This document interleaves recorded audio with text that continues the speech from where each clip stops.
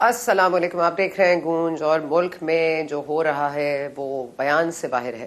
آپ کو پتہ ہے کہ ایک ریاستی معاملہ ہے, ایک عدالتی معاملہ ہے, ایک سیاسی معاملہ ہے. تینوں ہی طرف سے جو فرنٹس ہیں وہ اوپن ہو گئے ہیں. تمام تر معاملات جو کبھی بگڑنے میں نہیں آ سکتے تھے وہ اب آ گئے ہیں. آج آپ کو پتہ ہے جو 7 ممبر بینچ تھا وہ اب پھر ٹوٹ گیا ہے, جو کہ سماعت کر رہا ہے اس وقت ملٹری کورٹس اور آرمی ایکٹ کے حوالے سے. اور آج وہ پھر ٹوٹ گیا ایک بار پھر. پہلے جسٹس قاضی فائز عیسیٰ اور جسٹس طارق مسعود انہوں نے اس بینچ کو چھوڑا. آج جسٹس منصور علی شاہ صاحب نے بھی چھوڑ دیا. منصور عوان صاحب جو اٹارنی جنرل آج وہ پیش ہوئے اور انہوں نے کہا کہ ان کو اعتراض ہے. پہلے ان سے پوچھا گیا تھا کہ آپ کو اعتراض تو نہیں ہے کیونکہ ان کی ایک رشتہ داری بنتی ہے جسٹس خواجہ کے حوالے سے, تو انہوں نے پہلے ہی پوچھ لیا تھا کہ آپ کو کوئی اعتراض تو نہیں ہے. اس کو منصور عوان صاحب نے کہا تھا نہیں جی ہمیں کوئی اعتراض نہیں ہے. آج لیکن اعتراض اٹھ گیا ہے. اب ایک اعتراض یہ ہے, ایک اعتراض ہے کہ یہ جو بار بار جو پروپیگنڈا کیا جا رہا ہے میڈیا پر, اسپیشل سوشلی میڈیا پر, جو کہ یہ بڑا انسانی حقوق کی خلاف ورزی ہو رہی ہے اور یہ قانون جو ہے وہ اپنا رستہ اختیار کرے گا, اس پہ بڑا ایک واضح موقف لیا ہے آرمی چیف نے.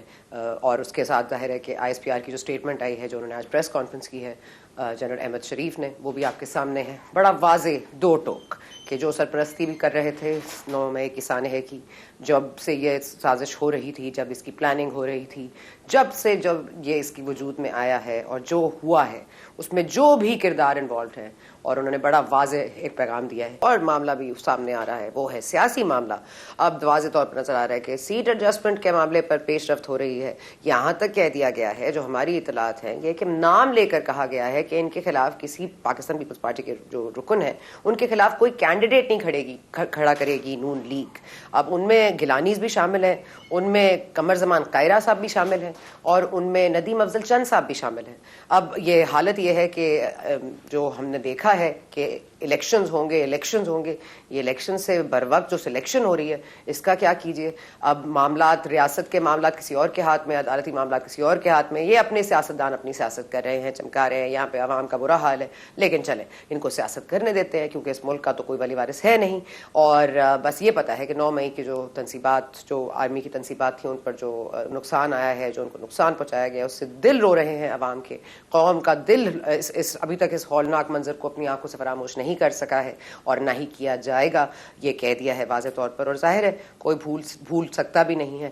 لیکن اس میں جو انوالو ہیں, جو بار بار کہہ رہے ہیں 3 اسٹار جنرلز ہیں, 4 اسٹار جنرلز کی رشتہ دار ہیں, داماد ہیں, ان کو سب کو گرفتار کیا گیا ہے اور 102 لوگوں کو ٹرائی بھی کیا جا رہا ہے. اب یہ معاملات کیا رخ اختیار کریں, اس پہ بھی بات کریں گے. ہمارے ساتھ موجود ہیں حسن رضا پاشا صاحب, کاؤنسل کو ریپرزینٹ کریں گے بار کاؤنسل کو. بہت شکریہ آپ کا سر. ہمارے ساتھ موجود ہیں بیرسٹر شعیب رزاق صاحب, بہت شکریہ آپ کا. اور احمد قریشی صاحب, لاسٹ بٹ ناٹ لیسٹ, بہت شکریہ احمد قریشی صاحب. You don't need an introduction, اس لیے میں نے آپ کو کوئی کہا نہیں آپ کیا ہیں, لیکن سب کو پتہ ہے آپ بہت ہی اچھا تجزیہ دیتے ہیں. ذرا یہ فرما دیجیے گا, یہ آج یہ نوبت آ گئی ہے کہ واضح طور پر پیغام دیا جا رہا ہے. میرا خیال ہے لطیف کھوسہ صاحب کو دیا گیا ہے, اعتزاز احسن صاحب کو دیا گیا ہے. آج منصور علی شاہ صاحب کا بھی ابھی اختلافی نوٹ سامنے آیا ہے 3 صفحات پر مشتمل. وہ بھی کہہ رہے ہیں کہ مجھے تو اس بینچ کی تشکیل پر بھی اعتراض تھا, لیکن کیونکہ یہ عوام کے مفاد میں معاملہ تھا تو میں نے اس میں بیٹھنا ضروری سمجھا. لیکن اب اعتراض سامنے آ گیا ہے تو وہ ہٹ گئے ہیں, اور اس جو کمپوزیشن ہے بینچ کی وہ بھی کویسچنیبل ہو گئی ہے. تو یہاں تک معاملات آ گئے ہیں. تو آپ کو لگتا ہے آج جو واضح طور پر موقف لیا ہے جنرل احمد شریف نے, آپ اس کو کیسے دیکھ رہے ہیں؟ اور یہ کیا یہ بٹوین دا لائنز تو کوئی بات ہے نہیں کیونکہ واضح ہے, لیکن پھر بھی اگر آپ بتا دیں کیونکہ کس کس کے خلاف کارروائی ہو رہی ہے, اور آج تو سوال بھی کوئی نام نہیں لیا گیا کسی کا, شاید منع کیا گیا تھا. آپ بتا دیجیے گا کہ کیا معاملات ہو رہے ہیں, آپ کو تو اندر کی خبر ہے. سنا مجھے اندر کی خبر تو نہیں ہے خیر, ہم لیکن اسلام آباد میں جو ہے کوئی چیز ڈھکی چھپی نہیں رہتی, اور جو اسلام آباد میں ہے, اور آپ کو بھی بہتر بہت اچھی طرح پتہ ہے کہ یہاں پہ کوئی سیکرٹ یا کوئی خفیہ بات تو رہتی نہیں ہے. تو سننے میں بہت ساری چیزیں آتی ہیں, اور اگر ٹی وی پہ وہ باتیں اور نام نہ بھی لیے جائیں تو جو یہاں اس شہر کے باسی ہیں تو دیواروں کے پیچھے جو باتیں ہو رہی ہیں ان کی جھلک جو ہے, ان کی تھوڑی بہت چیز معلومات پہنچی جاتی ہیں. تو پہلے تو میں آپ سے یہ کہوں گا کہ 1 سال پہلے 13 مہینے پہلے پاکستان کی جو افواج ہیں, جس پہ ہم سب نے کسی نہ کسی لیول پہ تنقید کی ہے, سیاست میں مداخلت, بہت سی چیزیں, لیکن فیکٹ یہ ہے کہ 13 مہینے پہلے پاکستان ملٹری نے فیصلہ کیا کہ وہ سپورٹ کریں گے ملک کے اعلیٰ ترین ریاستی ادارے, سویلین ریاستی اداروں کو, یعنی کہ پارلیمنٹ, عدلیہ اور ظاہر ہے ان کے ساتھ فوج شامل ہوئی اور فوج نے یہ فیصلہ کیا کہ ہم سپورٹ کریں گے عدلیہ کو، پارلیمنٹ کو اور ملک کی جو بڑی سیاسی جماعتیں ہیں ان سب کے ساتھ مل کے کھڑے ہوں گے دستور کے دفاع میں. اور یہ فیصلہ لیا گیا 1 سال پہلے. اس فیصلے کی وجہ سے پاکستان فوج کو اور جو سینئر اہلکار پچھلے 1 سال میں پاکستانی فوج کے تھے ان کو پنش کیا گیا. یہ تمام جو سمیر کیمپین، یہ ساری کیمپین جو چلائی گئی 1 سال میں، وہ پنشمنٹ تھی اس فیصلے پر کہ فوج نے یہ فیصلہ لیا کہ ہم سپورٹ کرنے جا رہے ہیں اعلیٰ سویلین ریاستی اداروں کو، پارلیمنٹ کو، عدلیہ کو اور ملک کی بڑی سیاسی جماعتوں کو اور جو سیاستدان ہیں ان کے ساتھ ہم دستور کے ساتھ کھڑے ہونے جا رہے ہیں. اس کی پنشمنٹ، اب اس کی پنشمنٹ میں جو ہے فوج کے اندر بغاوت اکسانے کی کوشش کی گئی اور یہ سب چیز ہمارے سامنے ہے. اور کتنی بڑی بات ہے یہ ثنا، ہم بھی مطلب سوچ نہیں سکتے تھے کہ ہم یہ دن بھی دیکھیں گے کہ جہاں پہ D G I S P R کھڑے ہو کر اعلان کریں گے کہ 3 اسٹار اور 4 اسٹار جنرلز جو ہیں اور سینئر آفیسرز جو ہیں ان کو سروس سے نکالا جا رہا ہے اور کسی کے نواسی کو اور کسی کے داماد کو جو ہے وہ ٹرائل پہ رکھا جا رہا ہے. اور کتنی بڑی بات ہے یہ، مطلب یہ ایک بہت بڑی چیز ہوئی ہے ہمارے ملک کے اندر. یہ کوئی چھوٹی بات نہیں ہوئی، باقی ساری باتیں اہم ہیں. الیکشن کا آپ جہاں پہ آپ نے اشارہ کیا وہ ساری باتیں اپنی جگہ ہیں، لیکن یہ بھی بہت بڑی بات ہے کہ ہمارے ہاں جو ہے جو پچھلے مہینے سودان میں ہم نے دیکھا تھا جس طرح فوج کے اندر بغاوت ہوئی اور وہ ملک ابھی بھی جو ہے لڑ رہا ہے اور کوئی پوچھنے والا نہیں ہے اس ملک کو اور وہاں پہ کیا حالات ہیں، خبروں میں بھی نہیں ہے. اب ہم بھی وہی چیز بننے جا رہے تھے.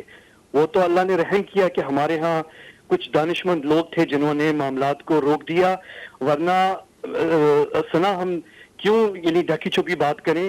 یہاں تو یہ بھی باتیں شروع ہو گئی تھیں کہ کہیں یہ اسلام آباد اور راول پنڈی کے درمیان جو علاقہ ہے یہ ایسا علاقہ بن جائے جہاں پہ شاید گاڑیاں نہ گزر سکے، جہاں پہ وہ سیف نہ رہے، جہاں پہ شاید گولہ باری ہو جائے.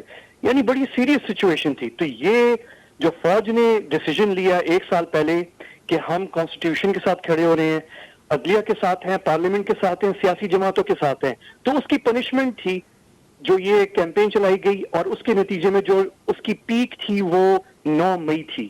تو اس پہ رکنا اور اس کو یوم سیاہ بنانا میرے خیال میں بحیثیت ریاست اور بحیثیت سوسائٹی یعنی پاکستانی ہم بہت اہم ہے، کیونکہ یہ ایک بہت بڑی ریڈ لائن کراس ہوگی ہمارے یہاں. بہت تو وہ ایک پیج سے کیوں ہٹے پھر ایک پیج سے کیوں ہٹ گئے؟ پھر کیا ہوا معاملہ 13 مہینے میں ایسا کیا ہو گیا؟ اور یہ دیکھیے نا بار بار بات ہوتی ہے کہ بغاوت پہ اکسایا گیا. بھائی بغاوت کے لیے کسی کو پارٹنر بھی تو ہونا پڑتا ہے نا، کوئی باغی ہوگا یا کم از کم اس میں رمق ہوگی باغی ہونے کی، تبھی تو آپ بغاوت کریٹ کر سکتے ہیں. صرف شہباز گل صاحب کی کیا اوقات ہے؟ یا پھر صرف مطلب جی اچھا آپ نے دیکھا کہ اس کے اوپر بڑے اچھے سوالات ہوئے آج اور D G I S P R نے جو ہے وہ گھبرائی نہیں وہ اس سوال سے، لیکن انہیں جواب دینا پسند یا مناسب نہیں سمجھا اس وقت. لیکن کسی کو بخشا نہیں جا رہا اور جہاں 4 اسٹار 3 اسٹار اور 4 اسٹار جو ہیں وہ ان کے خلاف کارروائی ہوئی ہے، تو آپ خود ہی سوچ لیں پھر کہ جو حاضر سروس ہیں اس لیول پہ ان کے خلاف کارروائی ہو رہی ہے، تو جو دوسرے ہیں جو شاید اب اس پوزیشن میں نہیں ہے کہ وہ حاضر سروس ہیں اس وقت، تو وہ اگر زمرے میں ان کا نام بھی لینا منع ہو گیا نا. ہم ان کو اب ان کی اولاد کا نام نہیں پتا، ورنہ میں کہتی فلاں کے ابا، لیکن قاسم کے ابا کو ملٹری ٹرائل میں ٹرائی کیا جا سکتا ہے. آپ یہ دیکھ رہے ہیں فیوچر میں کہ یہ واضح طور پر اب یہ موقف سامنے آیا، اب یہ کم ووٹ میں یہ ہوگا. آج دیکھیں ہم تو صحافی ہیں ثنا، ہم تو کھل کے بات کر سکتے ہیں، ہمیں تو کوئی روک نہیں سکتا. اب سیدھی بات ہے، آج جو پریس کانفرنس ہے اس کا میں اس کو لوں گا کہ یہ ایک بہت کلیئر شٹ اپ کال تھی اس بیانیوں کو جو عمران خان صاحب نے 9 مئی کے بعد پیش کیا کہ یہ فالس فلیگ آپریشن ہوئی، جان بوجھ کر جو ہے ان کو لور کیا گیا، ان کو بلایا گیا تاکہ یہ इन कार्रवाई में फंसे। ठीक है कुरैशी साहब, I'll be back to you। एक मिनट मैं जरा दूसरों को लोग, एक मिनट मैं जरा दूसरे मेहमानों को भी एक मिनट जरा इंट्रोड्यूस करा लूं। एक minute, I'll be back to you। Hasan Raza Pasha साहब, आज सलमान अकरम राजा साहब दलाइल देते हुए फरमा रहे थे कि फौजी अदालतों में ट्रायल होने का मकसद ये है कि इंसान की जो जिंदगी है वो तबाह हो जाए, कोई उसको हुकूक ना मिले। तो अब ये जो तबाही के दहाने पे आ खड़े हुए हैं, आज आपने देखा जस्टिस मंसूर अली शाह साहब भी अलहदा हो गए हैं। हालांकि एतराज तो उठा था, लेकिन आज उनका अपने 3 पेज पहले अभी आया है उनका इख्तलाफी नोट, अगर आपकी नजर से गुजरा हो, मैंने अभी ब्रीफली देखा है उसको। तो उसमें वाज़े तौर पर वो कंपोजिशन और तश्कील और बेंचेस पर बहुत वाज़े मौक़िफ़ उन्होंने लिया है। मैं चाहूंगी कि आप जरा इस पर रोशनी डालिए कि ये मामला कहाँ जा रहे हैं, और आज आप ये जो ISPR की स्टेटमेंट है या प्रेस कॉन्फ्रेंस है, इसको आप किस नज़र से देख रहे हैं? क्या ये अदलिया के लिए है? क्या ये खोसा साहब ने जो केस किया हुआ है, एतजाज एहसन साहब के लिए जो दलाइल दे रहे हैं, क्या ये उनको जवाब है? ये आलमी दुनिया को जवाब है जो हमें कह रहे हैं कि हम इंसानी हुकूक की खिलाफ वर्जी कर रहे हैं? ये किसको आपने समझे जवाब दिया है उन्होंने, या शट अप कॉल जिस तरह कुरैशी साहब कह रहे हैं? आपने जितने जिसको कहा है मैसेज, उन सब को ऑलमोस्ट है। देखें, सबसे पहले आर्मी ने खुद तसाबी का अमल शुरू किया और इंतहाई आला सतह के जो उनके ऑफिसर काडर के हैं, जिनमें एक lieutenant general, 3 major general, 7 brigadier, total 17 को उन्होंने नौकरी से बर्खास्त किया।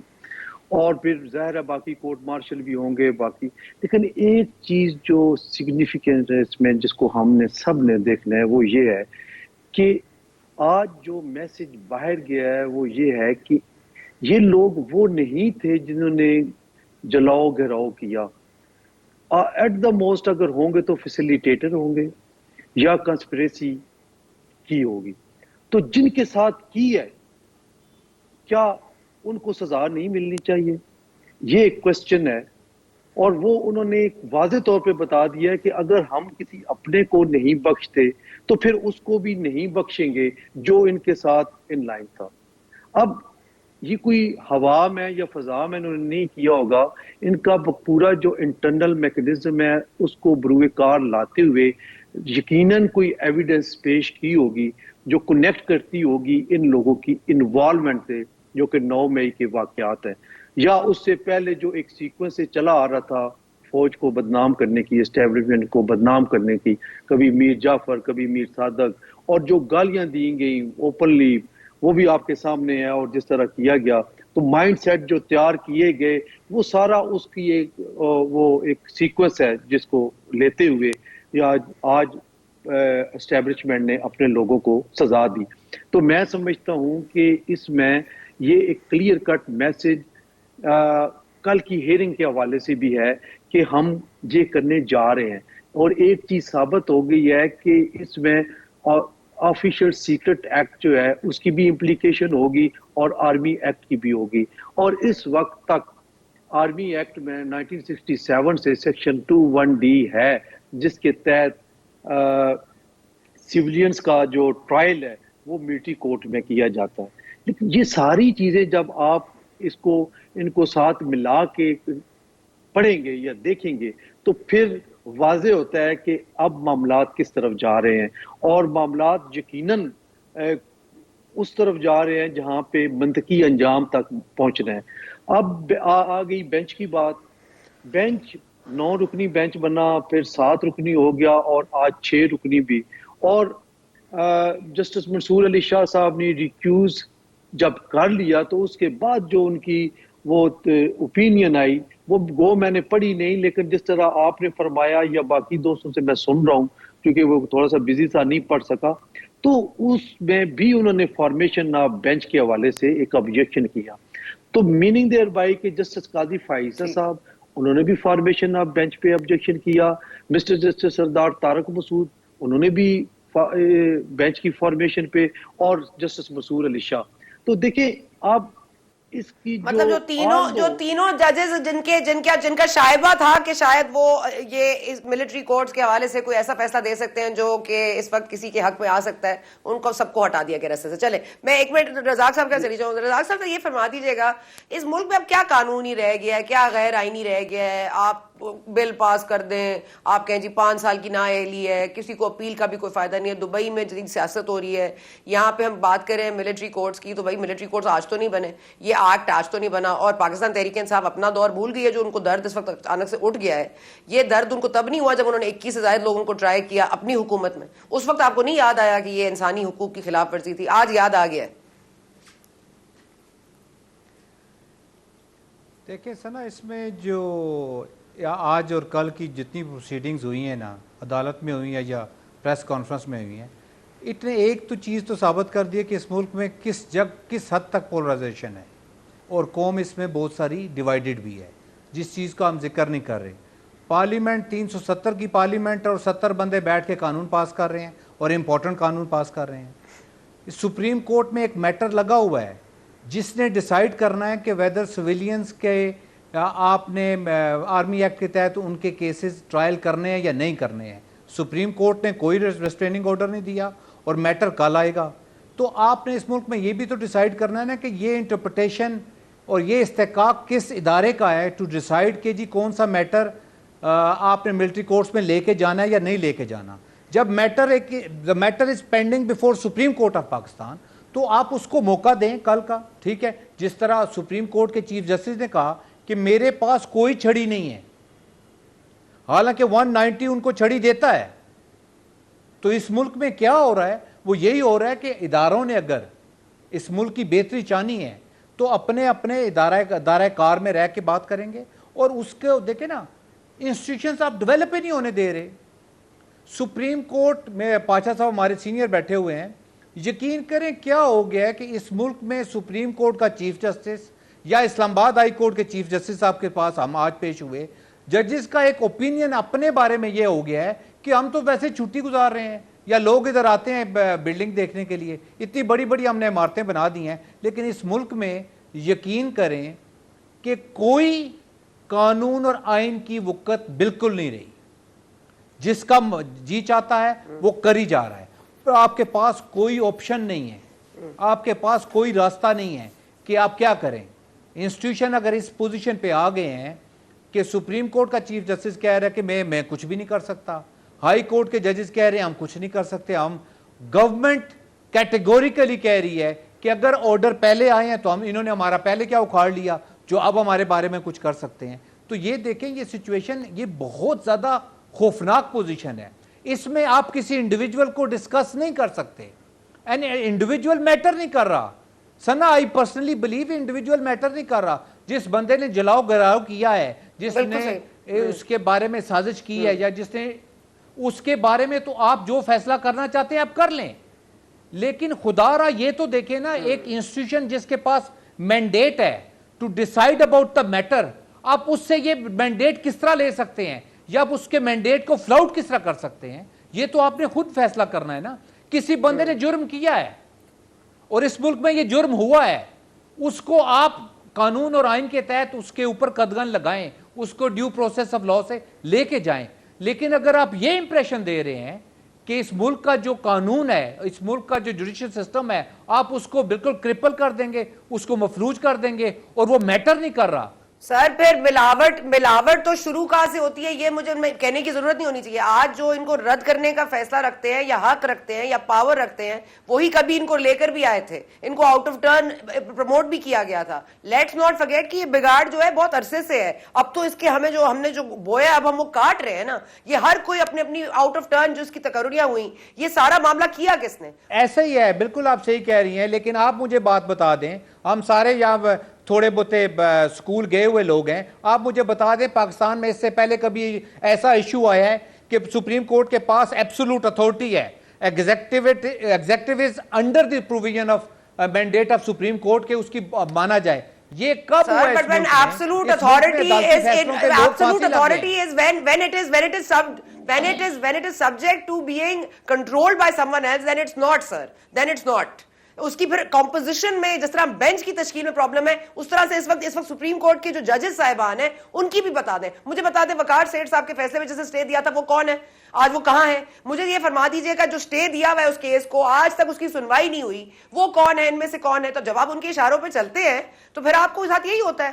آپ نے کبھی انصاف کی بات کی ہو تو ہم بات کریں. عمران جو بات ہو رہی ہے نواز شریف صاحب کی واپسی کی, بھئی اقامت ان کو کیوں نکالا؟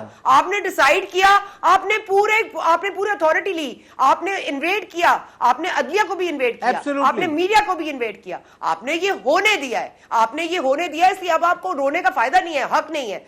قریشی صاحب مجھے سوری میں ایموشنل ہو رہی ہوں, مجھے اتنا غصہ آ رہا ہے کہ اس وقت ملک کا کچھ نہیں ہو سکتا. میں صرف ایک اسٹیٹمنٹ دے دوں قریشی صاحب, میرے بھائی ہیں, میں ایک اسٹیٹمنٹ دے دوں. جی رضا جی رزاق صاحب جی سر دے دیں. جی سر. ثنا میں صرف ایک اسٹیٹمنٹ دے رہا ہوں, اس ملک میں عدلیہ نے بہت زیادہ غلط فیصلے کیے ہیں, اس ملک میں بہت ظلم ہوئے ہیں, عدلیہ کے تھرو ہوئے ہیں. جب بھی کسی ملٹری ڈکٹیٹر نے اس ملک میں قدغن لگائی ہے تو اس نے صرف عدلیہ کی مدد سے قدغن لگائی ہے, اکیلے نہیں لگائی, ان کے ساتھ مل کے کہی ہے. لیکن آپ نے یہ بھی فیصلہ کرنا ہے کہ آپ سر یہ ملا جلا رجحان جو ہے وہ کہیں نہ کہیں تو بیٹھنا تھا, کہاں لے کے جائیں گے؟ ہاں سر وہیں لے کر جائیں گے جہاں سے آئے تھے. میں اب اور واضح طور پر کیا کہوں؟ اوکے میں ذرا احمد قریشی صاحب آپ ہی جواب دے دیں, ایک واضح جواب آپ دے دیں کہ کہاں جائیں پھر بھائی؟ ایبسولوٹ اتھارٹی تو بس آپ بتا دیں کدھر ہے, کس کے پاس ہے, پھر کیا کریں؟ ثنا آج کے جو D G I S P R کا پریس کانفرنس ہے اس میں جو سب سے خطرناک بات تھی اس پہ شاید میں ابھی میڈیا کوریج دیکھ رہا تھا, اس پہ شاید سب سے کم فوکس کیا گیا ہے. جو سب سے میرے نزدیک جو آپ کو بہت ساری جو سوالات آپ اٹھا رہی ہیں ان کا جواب بھی دیتا ہے, وہ ایک چھوٹا سا جملہ تھا جو D G I S P R کہہ کر نکل گئے آگے.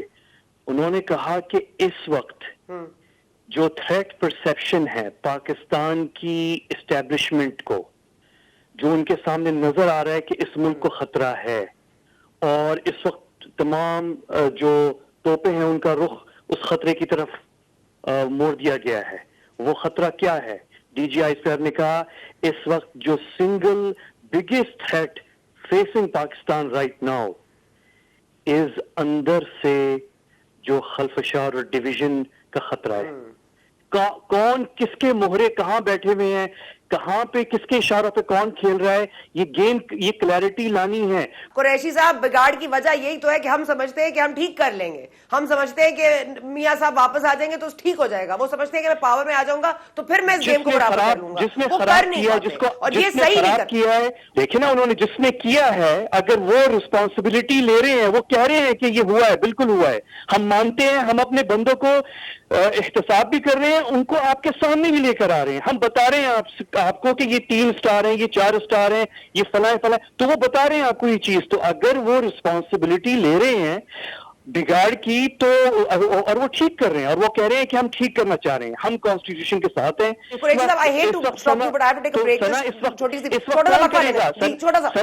کون کرے گا؟ وہ جو دبئی میں سیاست کر رہے ہیں وہی کریں گے سر, میرا خیال ہے. 1 منٹ وقفے کے بعد واپس آتے ہیں. جی ہمارے ساتھ رہیے.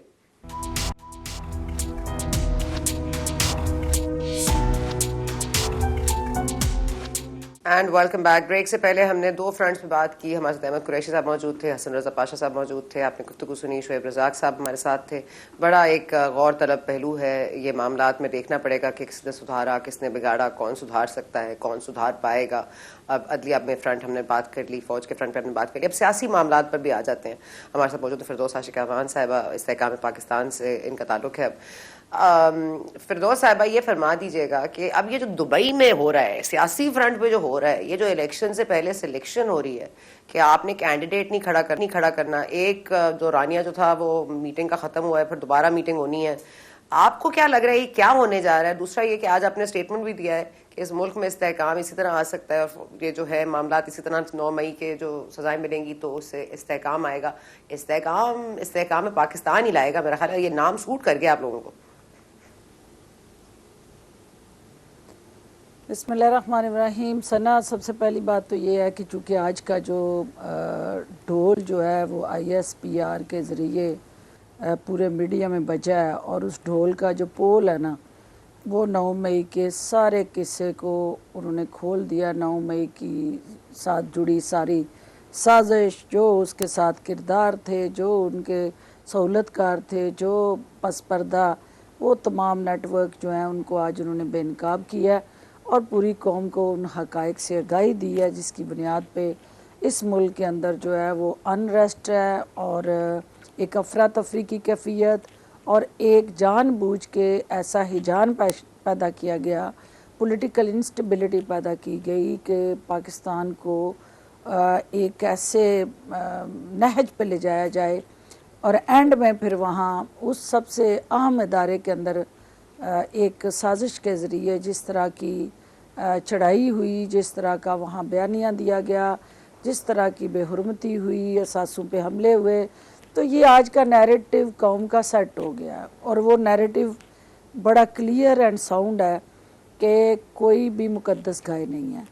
और घर से उन्होंने अपने एहतसाब का जो आगाज़ किया और जो उन्होंने सबसे पहले पंजाबी में कहते हैं कि अपनी मंजी थले डांग, उन्होंने वहाँ तो फेर दिया, अपनी मंजी को उन्होंने क्लियर कर दिया है और जो जो उसमें मुलव्वस अनासर थे उनको उन्होंने जिस तरह भी कानूनी अपने आइनी और तकाज़े पूरे करते हुए उनको फ़िक्स किया या आगे करने जा रहे हैं। अब है बारी बाकी इदारों की, और बाकी इदारों में सबसे इम्पॉर्टेंट बात यह है कि हम जो पॉलिटिकल लोग हैं, हमें वो स्पेस जो मिली है, हमें पहली दफ़ा है कि तमाम तर सिचुएशन के बावजूद जो क्रिएट करवाई गई, जो एक हालात बनाए गए, जो अफवाज पाकिस्तान को सियासत में मुलव्वस करने के लिए ये सारा खेल खेला गया, अदारों को कमज़ोर करने के लिए एक बैनुल-अक़वामी साजिश पाकिस्तान में प्लान की गई और उसके सहूलतकार पाकिस्तान के अंदर बैठे हुए जो लोग थे उन्होंने जिस तरह से ज़बान पाक से उनकी डोरियां लाईं और कठपुतलियाँ जहाँ जहाँ जिस जिस शहर में थी, उन्होंने फिर एक ही वक्त में उन इदारों पे हमला किया।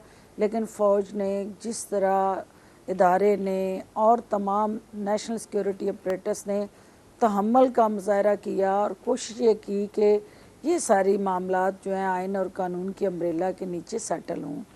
पूरी कौम देख रही है कि घरों में जाके एक जलाओ गिराव होता है, आपके कीमती असासे जो हैं उनको, जो कौम किसी भी कौम उस पर नाज करती है और उसके लिए बासे फ़ख्र होते हैं, उनको किसी एक शख्स की अना की तस्कीन के लिए जला दिया जाता है। और जिस तरह से शोहदा की यादगारों की बेहुरमती होती है, तो हमारी मुअज़्ज़ज़ अदलिया में बैठी जो वो शख्सियात हैं जिन्हें अपने अदारों के और इस मुल्क के दफ़ा, कौमी सलामती और अवाम और मुल्क के कौमी मफादात की हलफ के अंदर जो है वो उस हलफ बर्दारी तकरीब में कमिटमेंट की होती है, हलफ उठाया होता है, वो किस तरह से आज इस कौम को किस दुराहे पे ला के उन्होंने खड़ा किया है, उसमें कन्फ्यूजन है, क्लैरिटी नहीं है।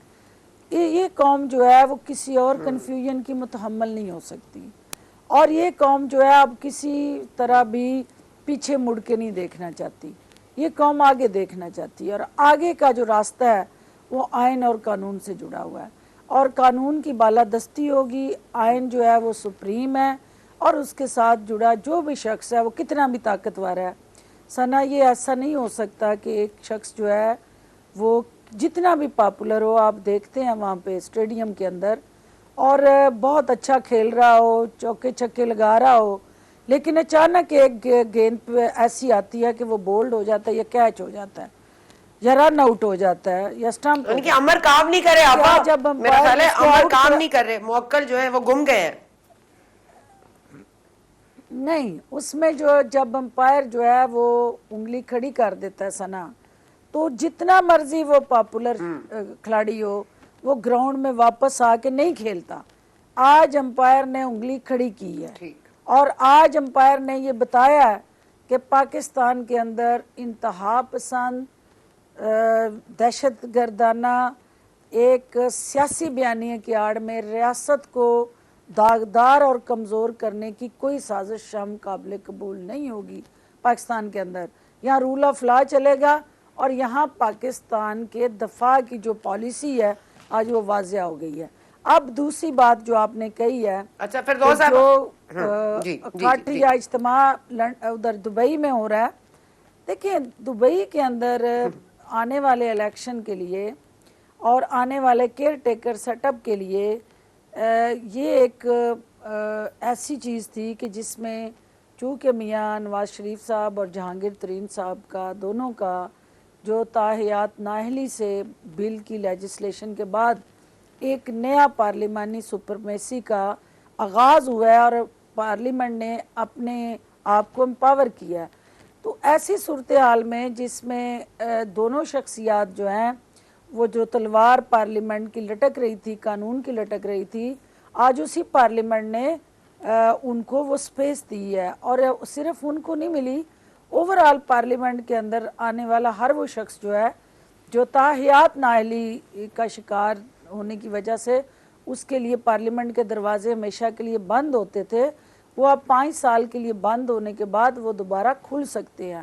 تو یہ ایک سر جوڑ کے بیٹھ کے ایک نئی حکمت عملی کے تحت اگر کیئر ٹیکر گورنمنٹ کا قیام عمل میں لانا مقصود ہے، اور اگر یہ ایفرٹ ہے کہ پاکستان میں پولیٹیکل سٹیبلٹی ہو اور پاکستان کے اندر ایک مقررہ وقت پہ الیکشن ہو، تو ہم اس کو خوش آمدید کہتے ہیں۔ اور اگر اس کے پیچھے فردوس صاحبہ آج آپ نے ثابت کر دیا کہ آپ وزیر اطلاعات صحیح بنی تھی، آپ نے بغیر سوال کے تمام جواب مجھے دے دیے ہیں۔ اب ایک سوال میرا لے لیجئے گا، کیونکہ آپ زبردست آپ نے ساری گفتگو کو کور کیا، ایک سوال میرا لے لیجئے گا، جو اس وقت جو پی ٹی آئی کے چیئرمین کے بڑے چہیتے تھے، بڑے قریب تھے، جنہوں نے یہ سارے جو فرنٹس ہیں ان کو کھلوانے میں بڑی مدد دی، ایک بابر امان صاحب لنڈن میں ہیں، شہباز گل صاحب امریکہ میں ہیں، اب اگر کہا جا رہا ہے کہ ہم کسی کو نہیں چھوڑیں گے، شہزاد اکبر صاحب کا پتہ نہیں کہاں ہے، لیکن یہ جو 2 شخصیات ہیں ان کو کیسے واپس لایا جائے گا؟ پھر عدیل راجہ ہیں، پھر 365 کوئی سوشل میڈیا اکاؤنٹس ہیں، اور بھی مزید دریافت ہو رہے ہیں، تو یہ معاملات آپ کہاں دیکھتی ہیں؟ یہ گائیڈنس میں ان کے تھرو کوئی پرابلم پیدا ہوا تھا؟ کیونکہ آپ اس پارٹی کا حصہ رہی ہیں تو میں جاننا چاہتی ہوں۔ دیکھیں، پہلی بات تو ہے کہ شہباز گل صاحب، یہ میں آن ریکارڈ آپ کو کہہ رہی ہوں، اور آئی اون دس اسٹیٹمنٹ، کہ وہ کسی ایجنڈے پہ پاکستان آئے تھے، اور ایک شخص جو کسی اور انٹرنیشنل ایجنسی کے اسپائی کے طور پہ یا اس کے سہولت کار کے طور پہ پہلے چیف منسٹر میں ہاؤس میں اس کو براجمان کیا گیا، اور نیشنل سیکرٹ میٹنگز جو ہماری پاکستان کی ساورینٹی اور ٹیریٹوریل انٹیگریٹی کے ساتھ جڑا، ہمارے دفاع کے ساتھ جڑا، نیشنل سیکورٹی پلان کے ساتھ جڑا، کوئی بھی ہمارا ایجنڈا اور میٹنگ ہوتی تھی، وہ شخص وہاں پہ تشریف آفری رکھ کے وہ قومی راز جو ہیں وہ ان اپنے آقاؤں کو بھیجا کرتے تھے، اور یہ نیشنل سیکورٹی اپریٹس اس حوالے سے واقف بھی تھا۔ انہیں پنجاب سے جب رخصت کیا گیا تو وہ کور کمانڈر صاحب جب چیف منسٹر کی میٹنگ میں ملنے کے لیے آئے تو ریسٹرکشن تھی کہ کوئی اور نہیں آئے گا، تو یہ بن بلائے آ کے اس میٹنگ میں بیٹھ گئے تھے۔ پھر اس کے بعد جو ہے اسی طرح اعظم خان کا ایک یہ پورے کا پورا گینگ جو ہے مل کے اپنی سہولت کاری کر رہا تھا، تو جس شخص کو پاکستان کے اندر اس کا سٹیک کچھ نہیں تھا، عوام کے اندر اس کی کوئی لینا دینا نہیں تھا، گراس روٹ لیول پہ کوئی نیٹ ورکنگ نہیں تھی، کوئی پولیٹیکلی اس کا سے نہیں تھی، کوئی پولیٹیکلی اس کی فیس ویلیو نہیں تھی، تو اس کو پرائم منسٹر ہاؤس کی حساس میٹنگز میں بٹھانا، اور پھر اس کے بعد اس شخص کا آپ نے دیکھ لیا کینڈ کیا ہوا کہ اس نے وہاں جا کے فارن ایجنٹ کا، پہلے پاکستان میں وہ فارن ایجنٹ بن کے آیا، اب وہ امریکہ کے اندر فارن ایجنٹ کے طور پر رجسٹر ہوا۔ تو یہ وہ تلخ حقیقتیں ہیں جو پی ٹی آئی کی جتنی بھی ٹیم فرنٹ پہ کھیلتی رہی، اور میں چونکہ اس ٹیم کو بڑی کلوز سے آبزرو کر رہی تھی، ان کو میرے سے مسئلہ کیا تھا، کیونکہ میں پچھلے 5 پرائم منسٹرز کے ساتھ کام کر چکی تھی، 6ٹھے پرائم منسٹر تھے عمران خان صاحب، جو چیزیں وہاں ہو رہی تھی وہ نارمل چیزیں نہیں تھیں۔ پرائم منسٹر ہاؤس کی جو اپنی سیکریسی ہے، پرائم منسٹر ہاؤس کا جو ایک اپنے بیسک فنڈامنٹل رائٹس اور ان کا ایک اپنا استحقاق ہے، وہ جس طرح سے بریچ ہو رہا تھا، اور نہلے دہلے بیٹھ کے پاکستان کی قوم کی تقدیر کا فیصلہ کر رہے تھے، تو ایسی صورتحال میں میرا ایکسپیرینس جو تھا وہ ان کو کھٹکتا تھا۔ میرا ان کے ساتھ جو اپنے ملک اور اداروں کے ساتھ لائلٹی تھی وہ ان کو تکلیف دیتی تھی، کیونکہ میرا بیانیہ ان کے بیانیے سے میچ نہیں کرتا تھا۔ تو آج وقت نے ثابت کیا کہ وہ کدھر ہے معید یوسف، جس کو نیشنل سیکیورٹی کا ایڈوائزر کر کے لایا گیا، وہ کدھر ہے آج؟ یہ سارے لوگ جو ہیں یہ ڈنگ ٹپاؤ پالیسی کے تحت آئے تھے, یہ اپنے اپنے ٹارگٹ فکس کر کے آئے تھے اور یہ ان ٹارگٹ کو اچیو کر کے گئے ہیں. ان لوگوں نے پاکستان کو جس نہج پہ پہنچانا تھا وہ اپنا ٹاسک مکمل کر کے گئے ہیں. اب ہم وہ لوگ جو پاکستان کے ساتھ جنہوں نے جینے مرنے کی قسم کھائی ہے, اب یہ ہمارے راستے میں جو کانٹے بکھیرے گئے ہیں یہ انشاءاللہ آپ نے ہم سب نے مل کے اٹھانے ہیں. اور آئی پی پی ان باقی جماعتوں کے ساتھ مل کے وہ تمام, کیونکہ ہمارا تو ٹائٹل ہی یہ ہے کہ محب الوطنی کا عنوان استحکام پاکستان, تو محب الوطنی کا عنوان کے ساتھ ہم پالیٹکس میں آئے ہیں. ہمارا ایک ہی کام ہے کہ تھینک یو فردوس صاحبہ, مجھے آپ کو روکتے ہوئے برا لگ رہا ہے لیکن وقت کم ہو گیا ہے. تھینک یو فردوس صاحبہ, آپ نے بڑا تفصیلاً بتایا. یہ جو شباب نے جو آج ایک نیا فرنٹ کھولا ہے یہ بھی ذرا غور طلب ہے. وقفہ لینے جا رہے ہیں, ہمارے ساتھ رہیے. تھینک یو فردوس صاحبہ.